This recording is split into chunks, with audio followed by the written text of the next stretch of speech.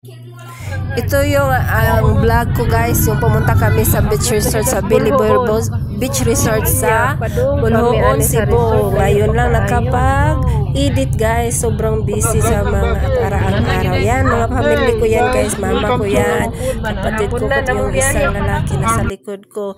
Ayan.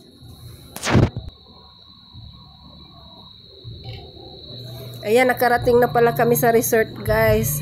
Ayan, sa wakas, ayan, ito ang napili kong room guys. Marami siyang room dito guys. 5 talaga siya, exclusive private resort lang ito guys. Kami lang talaga dito ang nag-book guys.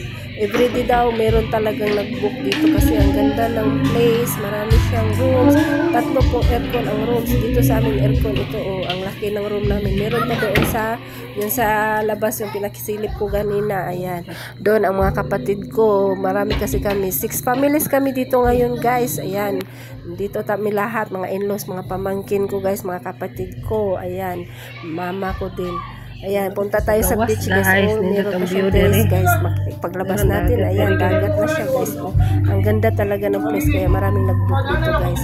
Ayan, ang linaw pa talaga dito sa Bulhoon guys. Yung dagat nila kahit ganito, hindi white sand guys, pero ang linaw ng dagat, hindi talaga siya maano guys. Pag maliligo tayo, ang tubig talaga, ang linaw talaga guys.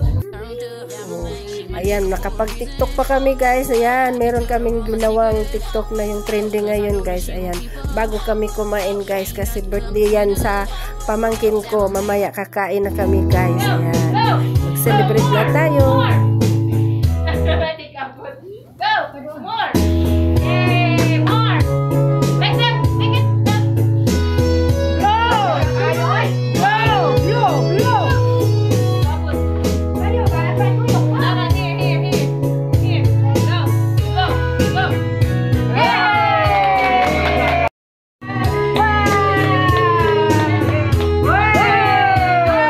Kasi overnight stay kami dito guys. So book yung ito guys, morning na ito yung kinabukasan na ito guys, naligo kami.